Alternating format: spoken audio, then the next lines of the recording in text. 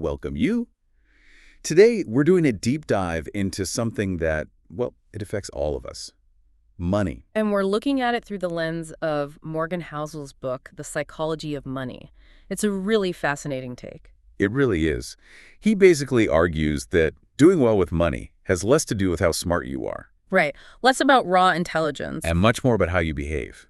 Your psychology. Exactly. It's about understanding ourselves, really. He kicks off with this amazing contrast. You've got this super smart tech exec, patents, successful companies, the whole deal. A real brainiac. Yeah, but ends up totally broke because he just couldn't control his emotions, his impulses. Entitlement too, maybe? Mm-hmm. And then on the flip side... Ronald Reed, a janitor, gas station attendant, lived super simply. But consistently saved and invested. Just behaviorally sound. And ends up leaving millions to charity. It just makes you think, doesn't it? It really hammers home Housel's point. We treat money like it's physics, you know? Like there are these hard, fast rules everyone should follow. But it's not physics. It's psychology. It's deeply personal. Your own experiences completely shape how you see it. Totally. And because everyone's experiences are different, what seems logical to you? Might look absolutely crazy to someone else. Precisely. Think about growing up poor versus growing up wealthy. Your view on risk, on saving, it's just going to be different. Or imagine experiencing hyperinflation versus living somewhere. Prices have been stable for, like, decades. Right. Or even just different countries. An Australian hasn't seen a recession in 30 years. Think how different that feels compared to someone in the U.S. So yeah, those unique backgrounds mean seemingly crazy decisions often have a hidden logic. And that's what we want to unpack for you in this deep dive. We're aiming to pull out insights that are useful no matter where you're coming from financially. Okay, let's jump into the first big idea. No one's crazy. Which sounds a bit counterintuitive at first, maybe. Yeah, because we've all seen financial choices that make us scratch our heads, right? Like, what were they thinking? But Housel's argument is that those decisions, even the ones that look irrational from the outside, probably make perfect sense to the person making them, given their specific history, their fears, their hopes.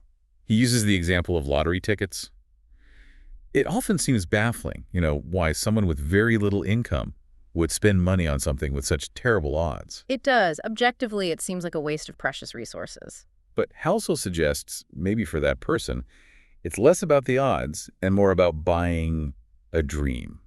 A sliver of hope. Exactly.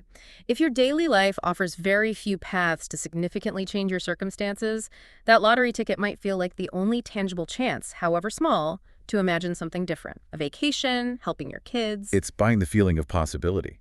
That makes a certain kind of sense, even if it's not spreadsheet optimal. Right. And it reminds you that these choices aren't made in a vacuum. They happen at the kitchen table, in meetings, influenced by ego, by what others are doing, not just pure logic. Which connects to another interesting point he makes, how new the whole idea of retirement actually is.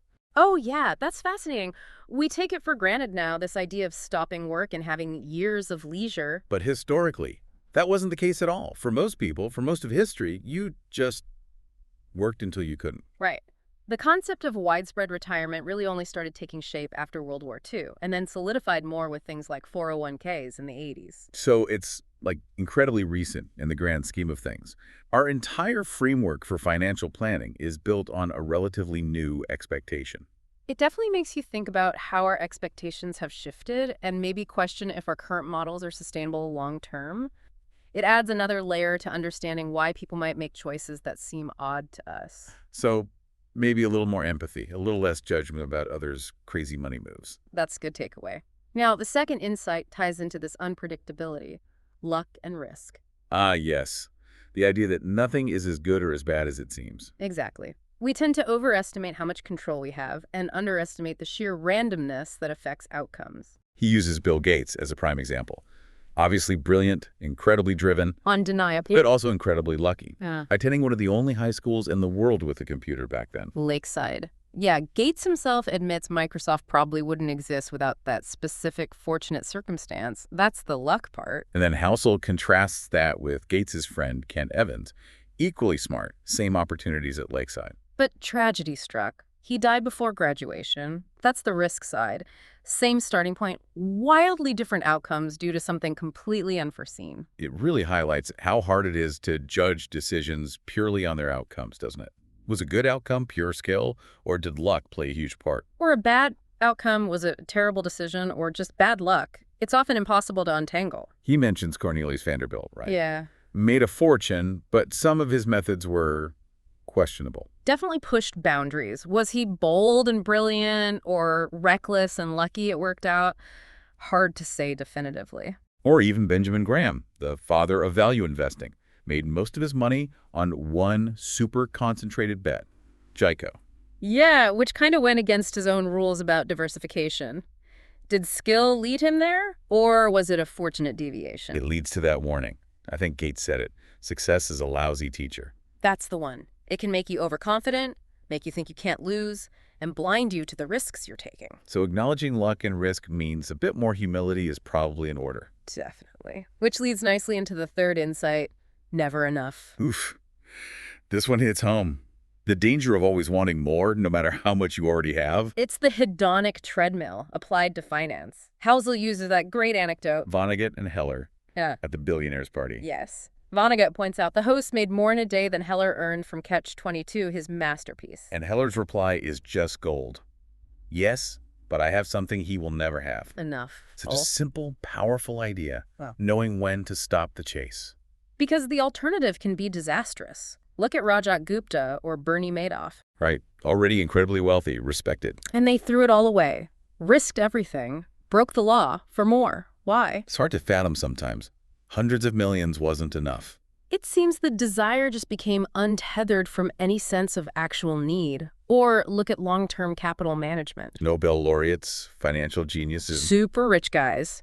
And they blew up the fund, risking what they did have in need to chase gains they absolutely didn't need. Warren Buffett's quote on that is perfect. Foolish, just plain foolish. It really underscores the importance of defining enough for yourself. It's not just a number, it's a feeling, a state of sufficiency. And getting there might prevent you from taking those foolish risks that lead to regret. Exactly. Knowing when the game is won so you don't keep playing until you lose. Okay, let's shift gears to Insight 4. Confounding compounding. Ah, the magic of compounding. Simple, yet so powerful and often misunderstood. Our brains just aren't wired for exponential growth, are they? We think linearly. We really do. Housel uses the analogy of ice ages. It wasn't necessarily massive snowfalls. Right, it was just that summer temperatures cooled just enough for some snow to last year-round. A tiny change, accumulating over millennia. Snow, however little, lasts. That's the key. Small, consistent gains, uninterrupted over long periods, lead to results that seem impossible. He gives that wild example, something like $80 a year. $81.57 invested annually at 8%. For 75 years, becomes, what was it, over $80 billion? Yeah, it's an almost unbelievable number. It just shows the sheer force of time and consistent growth. Your money starts making money, and then that money starts making money. It's not 1 plus 1 plus 1. It's 1 times 1.08 times 1.08 times 1.08. The growth accelerates. And even smart people can miss it. Like Bill Gates initially thinking Gmail's 1 GB of storage was crazy. His mind was still on the old linear way storage worked. So the takeaway is patience. Huge patience. Housel jokes the best investment book title might be Shut Up and Wait.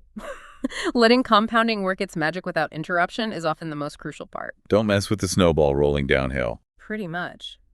Which brings us to the last key insight. Getting wealthy versus staying wealthy. And these are really different skills, aren't they? Totally different mindsets. Getting wealthy might involve taking risks, being optimistic, maybe aggressive.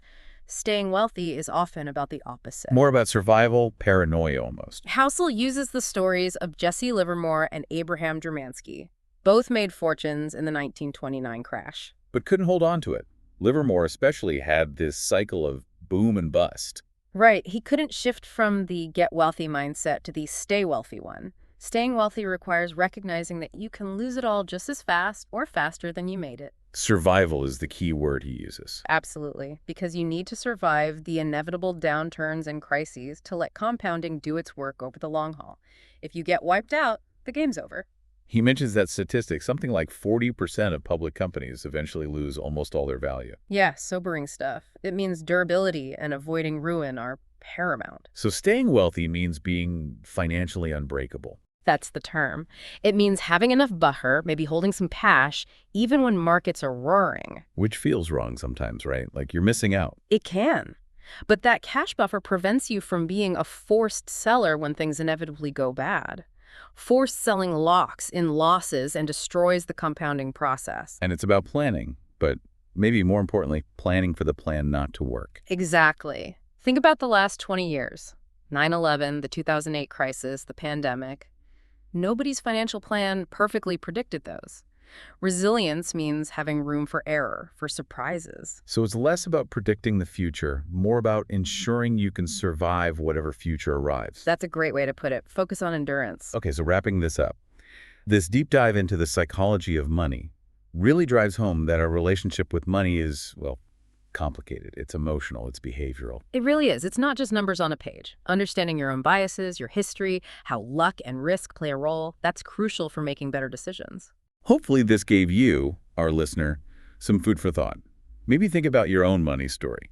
How have your experiences shaped how you act today? Yeah, and which of these ideas really clicked for you? The enough concept, the power of compounding, the difference between getting and staying wealthy.